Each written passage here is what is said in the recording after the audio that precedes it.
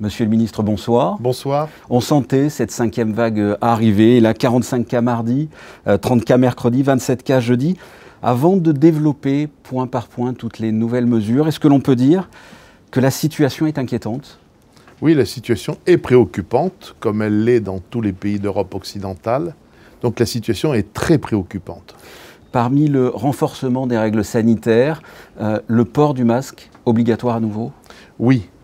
Aujourd'hui, nous sommes conduits à rétablir l'obligation de port du masque partout en extérieur et en intérieur dans les lieux recevant du public.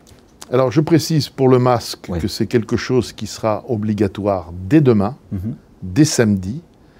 Pour ce qui concerne effectivement d'autres mesures, notamment le rétablissement du masque pendant les activités sportives en milieu scolaire en intérieur, ça sera quelque chose qui sera mis en œuvre à partir de lundi. Par ailleurs, nous nous remettons dans un dispositif de très forte incitation, notamment dans l'administration, dans les banques, dans les entreprises de services, pour que le télétravail soit le plus encouragé possible. Le pass sanitaire va également poser des problèmes en quelque sorte. Il va être désactivé, si j'ai bien compris, dans certaines conditions. Est-ce que vous pouvez nous expliquer ça ? Alors, je crois que surtout ce qu'il faut dire pour le pass sanitaire, c'est que, bien entendu, comme cela a été prévu, mais nous avançons la date de mise en application, il faudra dorénavant un pass sanitaire pour les résidents et les non-résidents pour entrer, par exemple, non seulement dans les restaurants, mais dans les terrasses des restaurants. Jusqu'à présent, il y avait une dérogation. Donc cela devait être mis en place le 1er décembre. Nous allons l'avancer à lundi. Pour le reste, effectivement, il y a des mesures qui sont prises en France auxquelles il faudra que nous nous adaptions parce que nous sommes liés à la France, notamment pour ce qui concerne la technique du pass sanitaire. Et une extension du pass selon des professions, c'est envisageable ? C'est un objectif que nous nous fixons à partir du 15 décembre. La vaccination n'a pas un taux suffisant en principauté. Elle est à un taux certes élevé, mais pas encore satisfaisant pour permettre une bonne protection de la population. Il y a donc une nécessité d'étendre le système du pass sanitaire. C'est une question que nous avons envisagée hier dans le cadre du comité mixte avec le Conseil national et nous allons dès lundi voir les organisations de professionnels, les représentants des salariés, des syndicats, pour voir dans quelle mesure on peut étendre le pass sanitaire pour ceux qui travaillent dans les lieux qui accueillent du public et pour lesquels le pass sanitaire est demandé à ceux qui y viennent, ceux qui fréquentent ces lieux ou ceux qui en sont clients, c'est-à-dire les restaurants, c'est-à-dire les lieux qui accueillent du public pour des spectacles, le Grimaldi Forum par exemple, l'opéra, les différents théâtres. Donc nous allons examiner ça dès lundi. Mais pour ce qui concerne les modalités, mais notre objectif, c'est effectivement, dans ce cas précis, d'étendre le pass sanitaire. Et qu'en est-il de ce troisième vaccin par rapport à la France qui va le demander pour le pass sanitaire, tout simplement ? Alors, nous sommes contraints de suivre la France pour permettre aux ressortissants monégasques et aux résidents à Monaco de pouvoir se déplacer partout, non seulement en France, mais en Europe. Donc là, il y a une obligation. Alors, c'est vrai que de ce fait, les personnes de plus de 65 ans sont invitées à bénéficier de cette troisième dose et les personnes qui ont été vaccinées depuis 6 mois sont également invitées à bénéficier de cette troisième dose.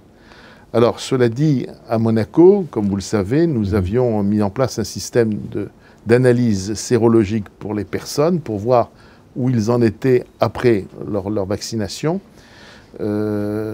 C'est vrai que ça peut rentrer un peu en contradiction avec le système mis en place en France. C'est pour cela que je crois qu'on pourra mettre en place, on est en train d'y réfléchir, un système qui permettra aux personnes qui n'ont pas la troisième dose parce qu'elles ont une analyse sérologique satisfaisante, de pouvoir ne pas bénéficier tout de suite de cette troisième dose.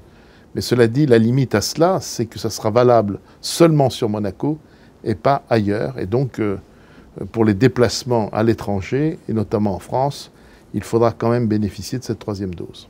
Autre restriction, pour finir, les cocktails debout seront interdits et la danse interdite également dans les lieux nocturnes. Alors, les lieux, effectivement, les établissements de nuit, les boîtes de nuit notamment, verront leur fonctionnement suspendu, mais je rappelle qu'ils ont pu fonctionner normalement pendant tout l'été.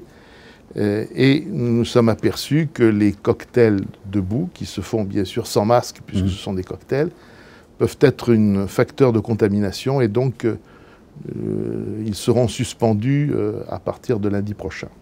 Peut-on envisager un couvre-feu, comme on l'a déjà vécu? Alors justement, tout ce que nous voulons mettre en place, le rétablissement du port du masque, une application très stricte des gestes barrières et l'extension du pass sanitaire, c'est pour éviter des mesures trop restrictives. Nous avons tenu, il y a un an, à maintenir l'ouverture des commerces et des restaurants dans des conditions certes très encadrées, mais nous avons tenu à le faire. Le souverain ne veut pas que nous soyons condamnés à un nouveau confinement. Donc il faut pour cela appliquer des mesures très strictes pour éviter que les solutions les pires se mettent en œuvre et pour faire en sorte que tous passent un Noël normal. Il faut sauver Noël. Qu'est-ce que vous avez envie de dire aux téléspectateurs qui peuvent comprendre toutes ces nouvelles mesures, ces restrictions, mais qui sont fatigués par cette crise sanitaire? Cette crise sanitaire, elle est exceptionnelle, elle dure depuis maintenant presque 2 ans, elle est pénible pour tout le monde, mais il faut que l'on se donne les moyens de faire en sorte qu'elle soit la moins pénible possible. Il faut se donner les moyens pour qu'il y ait un retour à la vie normale dès que cela sera possible. Et pour cela, il faut que nous mettions en place des mesures qui sont certes difficiles, qui peuvent être impopulaires, mais qui sont indispensables pour éviter le pire. Pierre Dartout, merci. Merci à vous.